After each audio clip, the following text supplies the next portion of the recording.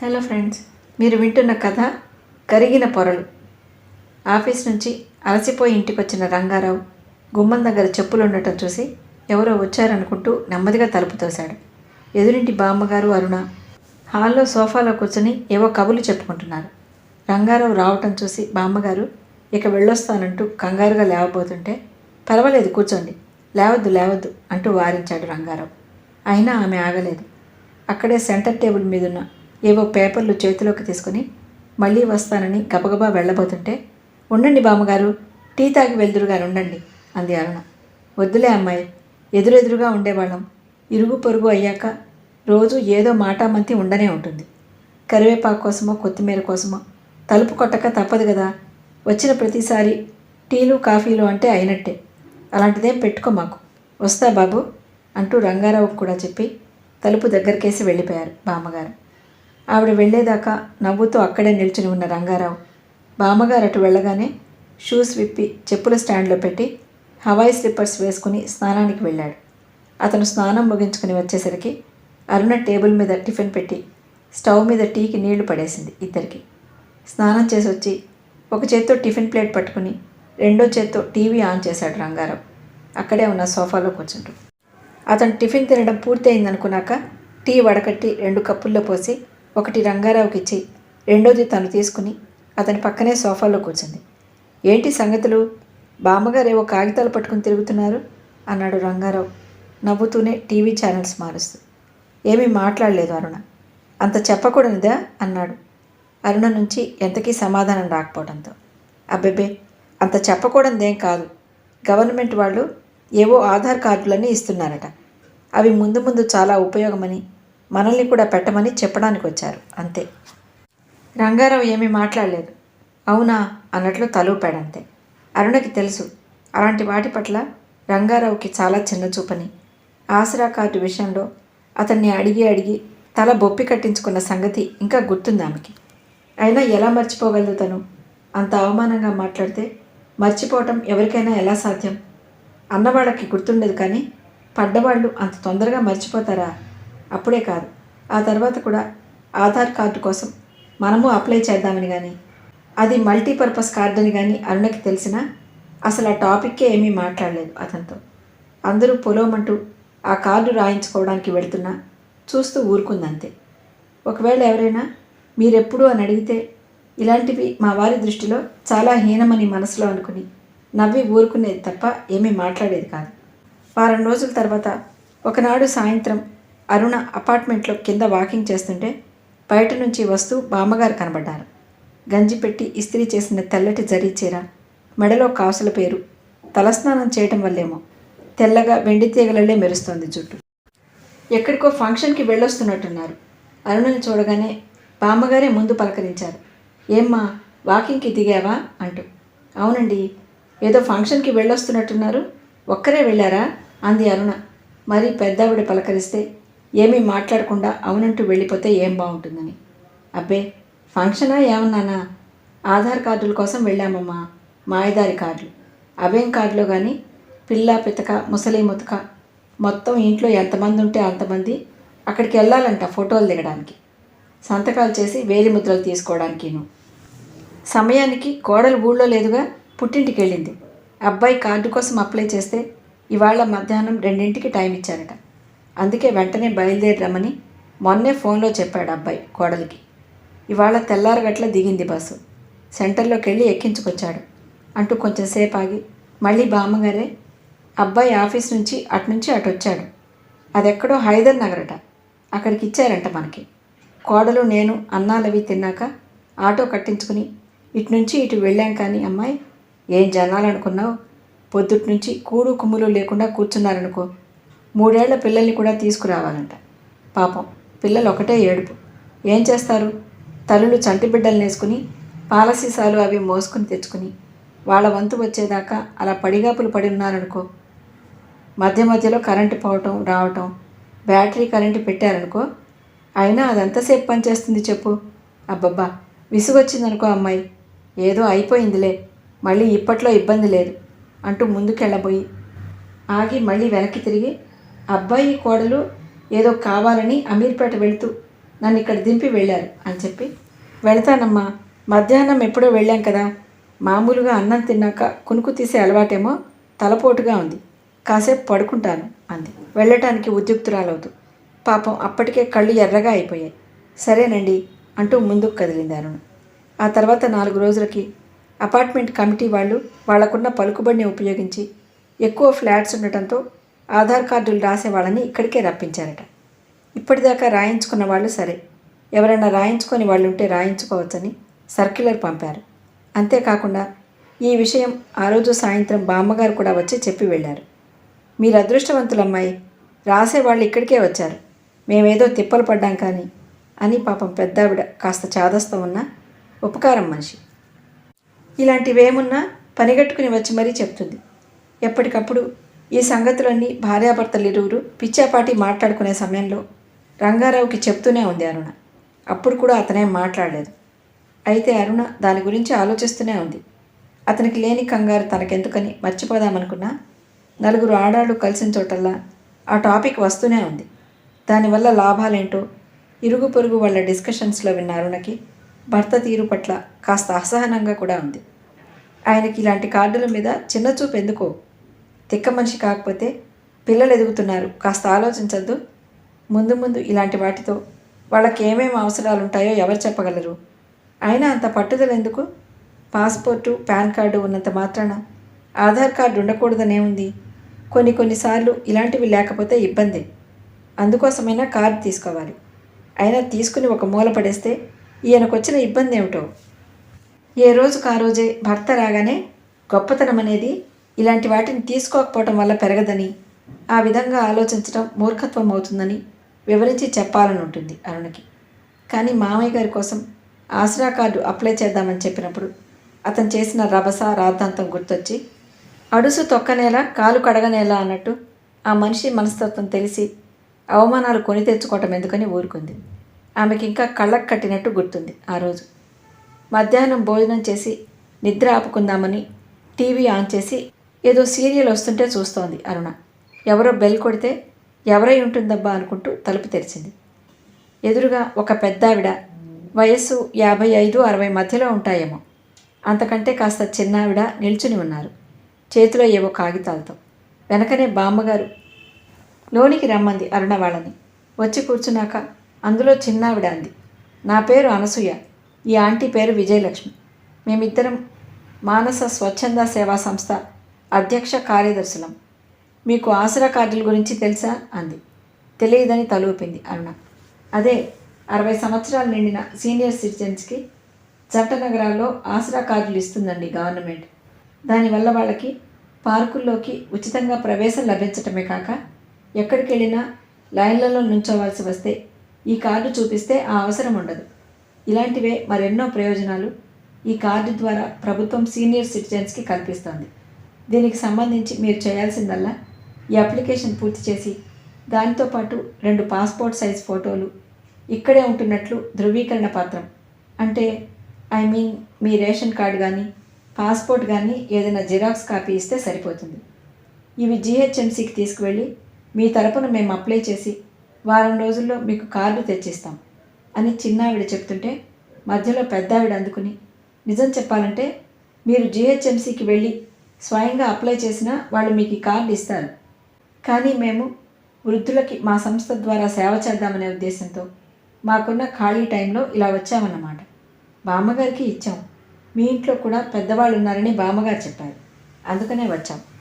వాళ్ళ మాటల్లోని నిజాయితీ, వాళ్ళు చేసే సేవాభావాన్ని చెప్పకనే చెప్తుంటే వాళ్ళనే ఆసక్తిగా చూస్తూ, మా మామయ్య అత్తయ్య ఇక్కడ లేరండి, మా ఊర్లో ఉన్నారు అంది అరుణ.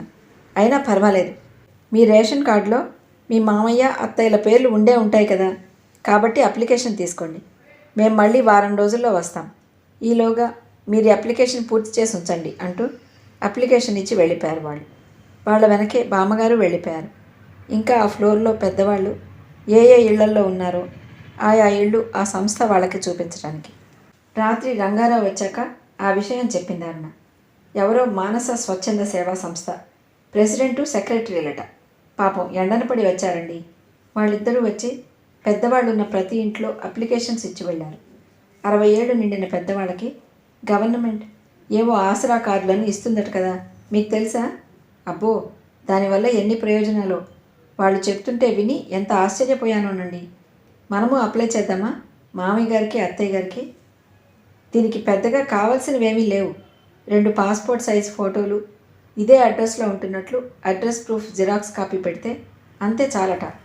ఈ అప్లికేషన్ తీసుకుని జీహెచ్ఎంసీకి వెళ్ళి ఇస్తారట. వారం రోజుల్లో మళ్ళీ వాళ్ళే వెళ్ళి అవి తీసుకుని మన ఇంటికి తెచ్చిస్తారట కార్డు. మనం ఎక్కడికి తిరగాల్సిన పని లేదు, పైసా ఖర్చు లేదు. ఇదేదో బాగుంది కదా అని అప్లికేషన్స్ తీసుకున్నాను ఇద్దరికి. దానివల్ల లాభం ఏమిటో చెప్పారా ఆ వచ్చినోళ్ళు? అంతా విన్నాక వెటకారంగా అన్నాడు రంగారావు. అరుణ అదేం గమనించినట్టు లేదు. తన మానాన్ని తను చెప్పుకుపోతుంది. చెప్పారు, ఈ కార్డు ఉంటే పార్కుల్లోకి ఉచితంగా వెళ్ళొచ్చట. ఎక్కడైనా లైన్లలో నిలబడాల్సి వస్తే ఇది చూపిస్తే ముందు పంపిస్తారట. ఇంకా ఏవేవో చెప్పారండి, మీరే చదవండి. అప్లికేషన్తో పాటు ఒక బ్రోచర్ కూడా ఇచ్చారు. దానిలో ఎలా పూర్తి చేయాలి, ఏమేం కావాలి, ఏం ప్రయోజనాలు వంటివన్నీ ఉన్నాయి అంటూ వాళ్ళు ఇచ్చిన అప్లికేషను బ్రోచర్ కాపీ తీసుకొచ్చి రంగారావు పక్కన పెట్టింది. అంటే ఈ కార్డు తీసుకుని ఫ్రీగా వెళ్ళనిస్తున్నారు కదా అని మా అమ్మ నాన్నల్ని పార్కులమ్మట పబ్బులమ్మట తిప్పమంటావు, అంతేనా? అంటే నీ కళ్ళకి మా వాళ్ళు ఎలా కనబడుతున్నారు? ఫ్రీగా వస్తే ఫినాయిల్ తాగేసే వాళ్ళెలా కనబడుతున్నారా? వాటి వంక చూడనన్నా చూడకుండా రంగారావు అన్న మాటలకి తెల్లబోయి చూసింది అరుణ. ఏం మాట్లాడాలో తెలియక కాసేపు అలాగే ఉండిపోయింది. అలా అంటాడని అరుణ అస్సలు ఊహించనే లేదు. మళ్ళీ రంగారావే, చివరికి మా అమ్మ నాన్నల్ని లేబరోళ్ళని చేశావన్నమాట, అదేగా నీ ఉద్దేశం అన్నాడు ఈసారి కాస్త కటువుగానే. అయ్యో, మీకు ఇష్టం లేకపోతే తీసుకోవటం మానేద్దాం. ఇక్కడ అందరూ తీసుకున్నారని బామ్మగారు చెప్తే తీసుకున్నాను, వద్దంటే ఇచ్చేస్తాను, అంతేకాని అలాంటి మాటలు ఎందుకు అంది ఉక్రోషంగా. నీకు తీసుకునేటప్పుడు ఉండాలి ఆ ఆలోచన. ఇలాంటివి మా ఆయనకి ఇష్టం ఉండవు అని అప్పుడే చెప్పి పంపించేయాలి నువ్వు. దెబ్బతో బామ్మగారికి కూడా అర్థమవుతుంది. అప్పుడు ఇలాంటి వాళ్ళని మన ఇంటికి ఇంకెప్పుడు తీసుకురాకుండా ఉంటుంది. ఆ బామ్మగారు ఏం చేశారు మధ్యలో? ఆవిడనంటారు. మనకు మంచి జరగాలనేగా పనిగట్టుకుని వచ్చి మరీ చెప్తుంది.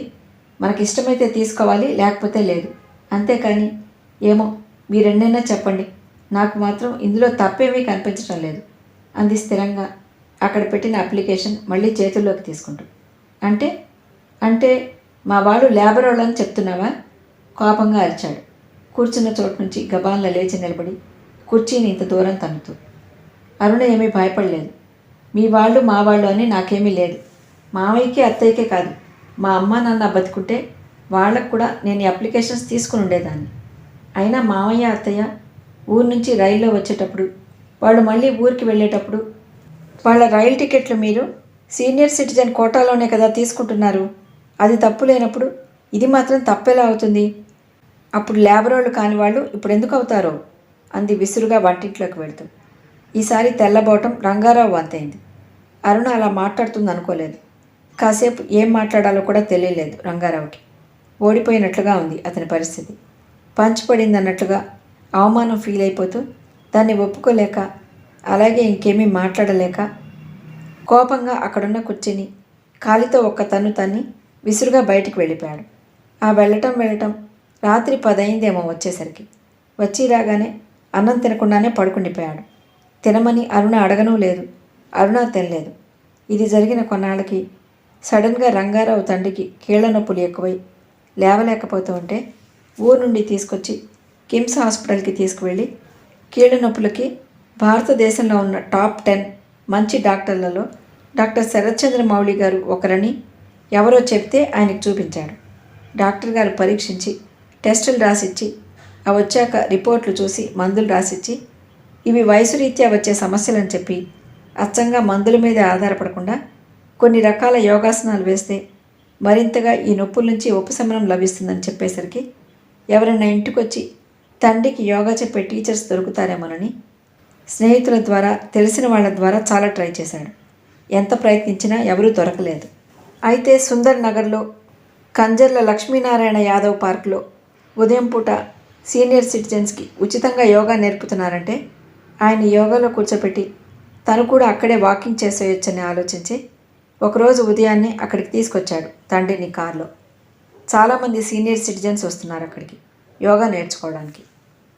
వాళ్ళందరినీ చూడగానే తన తండ్రికి వచ్చిన జబ్బు తగ్గిపోయినంత ఆనందం వేసింది రంగారావుకి. అయితే పార్కులోకి ప్రవేశిస్తూ వాళ్ళు చూపిస్తున్న కార్డులేమిటో ఎంతకీ అర్థం కాలేదు అతనికి. స్కూల్ పిల్లల ఐడెంటిటీ కార్డులలే ఉన్నాయి. దానికో తాడు, అందరూ మెళ్ళో వేసుకుని కార్డు షర్టు జేబులో పెట్టుకుంటున్నారు. ఎవరినో అడిగితే చెప్పారు అవి ఆసరా కార్డులని, అవి ఉంటే ఉచితంగా లోపలికి వెళ్ళిపోవచ్చని, కార్డు లేకపోతే 5 రూపాయలు పెట్టి టికెట్ తీసుకోవాలని. అప్పుడు గుర్తొచ్చింది రంగారావుకి అరుణ దీని గురించి చెప్పిన సంగతి, ఆ రోజు పెద్ద పోట్లాటైన సంగతి. అయితే ఆ తర్వాత 5 రూపాయలు కట్టి పార్క్ లోపలికి వెళ్ళే ప్రతిసారి అరుణ ముఖం తనని ప్రశ్నిస్తున్నట్టే ఉండేది రంగారావుకి. అరుణకి సారీ చెప్పాలని అనిపించేది, కానీ నరనరాన జీర్ణించుకుపోయిన పురుషాహంకారం అతన్ని అక్కడే ఆపేసేది. అంతకుమించి పోనిచ్చేది కాదు. క్రమేణా ఆ కార్ తీసుకుంటే బాగుంటుందేమో అని కూడా చాలాసార్లు అనిపించింది. అంతలోనే అరుణ చెప్పటం, తన కోపం, అరుపులు, చిన్నబుచ్చుకున్న అరుణ మోము అన్నీ గుర్తొచ్చి వెనక్కి లాగేసేవి. చివరి కొనాడు ఆసరా కార్డు కోసం జిహెచ్ఎంసీ మెట్లు ఎక్కనే ఎక్కాడు. కార్డు వచ్చాక కూడా ఆ విషయం అరుణకి చెప్పలేదు రంగారావు. తర్వాత ఎప్పుడో చెప్పొచ్చులే అనుకున్నాడు. అయితే ఆ కార్డు చూడనే చూసింది అరుణ. రంగారావు ఆఫీస్ నుంచి వచ్చాక అతను విడిచిన బట్టల్ని ఉతుక్కు వేస్తూ అతని జేబులో ఉన్న కార్డులో ఉన్న పౌచ్ని తీసి లోపల జాగ్రత్త పెడుతుంటే కనబడింది. అవసరం మనది అనుకున్నప్పుడు అహంకారం రూపు మార్చుకుంటుందేమో, ఇదెప్పుడు తీసుకున్నారు అని అడిగితే మళ్ళీ అదో పోట్లాట. అయినా అతను చెప్పనప్పుడు తనకెందుకులే అనుకుంది మనసులో.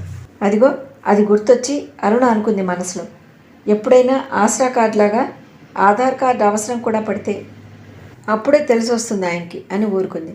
అయితే రంగారావు ఆలోచనలు మరో విధంగా ఉన్నాయి.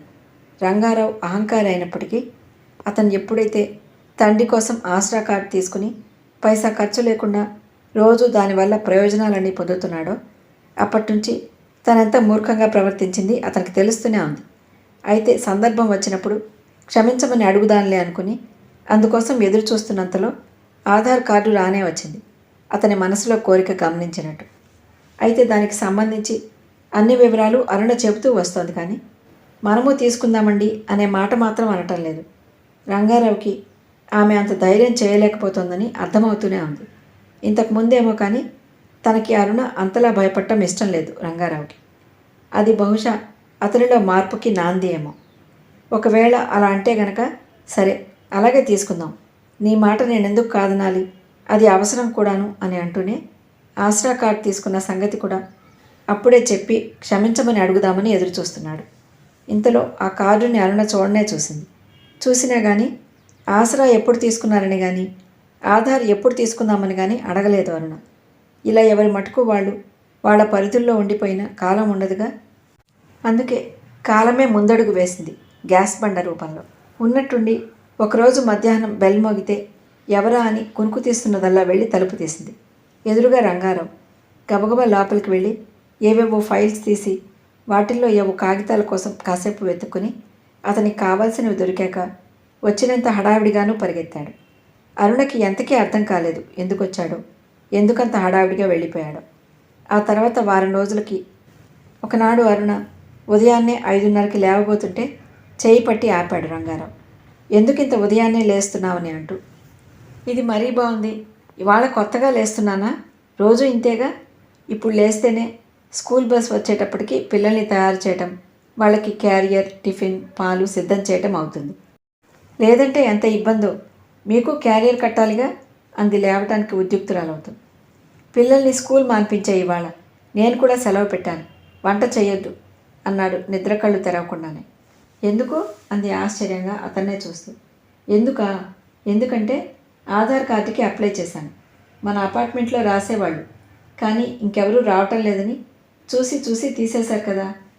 హైదర్ నగర్ వెళ్ళి అప్లై చేశాను, ఇవాళ 11ంటికి టైం ఇచ్చాడు మనల్ని రమ్మని, పిల్లలు కూడా కంపల్సరీ, అందుకని టిఫిన్ ఒకటి చేసేయి, భోజనం బయట తినేసి అలా సరదాగా ఏ సినిమాకో వెళ్ళొద్దాం, సరేనా అన్నాడు ఇటువైపు తిరిగి నవ్వుతూ అరుణనే చూస్తూ. అరుణ ఏమీ మాట్లాడలేదు. అంతలో రంగారావే అన్నాడు, నాలో అహంకారం ఉన్నమాట నిజమే అరుణ, అది తరతరాలుగా వంశపారంపర్యంగా వచ్చింది, ఒక్కసారిగా పొమ్మంటే పోదు, నేను పెరిగిన వాతావరణం అలాంటిది. ఆ అహంకారంతో ఎన్నోసార్లు నిన్ను అవమానించిన సంగతి నిజమే, నువ్వు చెప్పిన మాట వినకూడదనే. అదెంత మంచిదైనా దాన్ని ముందు వ్యతిరేకించడం, తర్వాత తెలుసుకోవటం, ఇలాంటివన్నీ మన మధ్యలో ఎంత అగాధాన్ని సృష్టించాయో నాకు తెలుసు. అంతేకాక కొన్ని పరిస్థితులు కూడా నేను తప్పక తలవంచే విధంగా ఎదురవుతూ ఉండటం అనేది నాకు మంచి చేస్తున్నప్పుడు నేనెందుకు మారకూడదు అనుకున్నాను. ఆ మార్పులో భాగంగానే ఆసరా గురించి నువ్వు చెప్పినప్పుడు నిన్ను అవమానించి ఆ తర్వాత దాన్ని మున్సిపల్ ఆఫీస్కి వెళ్ళి మరీ తీసుకున్నాను. నీకు సారీ చెప్పాలని చాలాసార్లు అనుకున్నాను, కానీ అహం అడ్డొచ్చింది. అంతేకాదు, నీకు తెలియని ఇంకో విషయం, ఈ ఆధార్ గురించి నాకు తెలిసినా కానీ నువ్వు చెప్తే బాగుండునని ఎంతో ఎదురు చూశాను. ఆ సందర్భంగా ఆసరా నీకు చూపించి సారీ అడగాలని. కానీ నువ్వు నన్ను దాని గురించి అడగలేదు. కానీ ఆ సందర్భము గవర్నమెంటే కలిగించింది నాకు, గ్యాస్ బండ రూపంలో. గ్యాస్ బండ రూపంలోనా అంది ఆశ్చర్యంగా అరుణ. అవునంటూ అక్కడే ఫైల్లో ఉన్న పేపర్ కటింగ్ తీసి అరుణకిచ్చి రంగారావు ముఖం కడుక్కోవడానికి బాత్రూంలో దూరాడు. ఏంటో అని తీసి చదివింది అరుణ. దానిలో ఇలా ఉంది: పౌర సరఫరాల శాఖ వారు రాజధానిలో ఆధార్ కార్డుని తప్పనిసరి చేస్తూ గడువు ఇచ్చినప్పటికీ 2011 జనాభా లెక్కల ప్రకారం 40 లక్షల మందిలో ఇప్పటికే 32 లక్షల మంది ఆధార్ కార్డుల కోసం వారి ప్రక్రియ పూర్తి చేసుకున్నట్టు, అంతేకాక 6,82,000 మంది తెల్ల రేషన్ కార్డు వాళ్ళు కూడా వాళ్ళ ప్రక్రియ పూర్తి చేసుకుని నెంబర్ కోసం ఎదురు చూస్తూ ఉంటే, కాలనీల్లోని వాళ్ళు, అపార్ట్మెంట్లో నివసించే సుమారు 8 లక్షల మంది ఆధార్ కోసం ముందుకు రావటం లేదని, అందుకని వారిని కూడా రప్పించాలనే ఉద్దేశంతో ఆధార్కి, వంట గ్యాస్కి ముడిపెట్టారు అధికారులు. ఇక నుంచి ఆధార్ ఉంటేనే గ్యాస్ డెలివరీ, కనీసం అప్లై చేసినట్లుగా ఆధారం చూపించినా సరిపోతుంది. అప్పుడే ముఖం కడుక్కుని వచ్చిన రంగారావు వెనక నుంచి అరుణ భుజం చుట్టూ చేతులు వేసి తన వైపు తిప్పుకుంటూ, అహంకారం వల్ల అనర్థాలే కానీ ఆవగింజంత ఉపయోగమైనా లేదని ఎప్పుడు తేలిందో తెలుసా? నీకెప్పుడు సారీ చెబుదామా అని ఎదురు చూస్తున్న టైంలో నాలో జరిగిన ఆలోచనల మదింపులో అరుణ, నిజంగా అంటున్న భర్త చేతి స్పర్శలోని నిజాయితీకి ఆనందంతో వంగిన ఆమె తలకి అతని ఛాతీయే ప్రాంగణమైంది.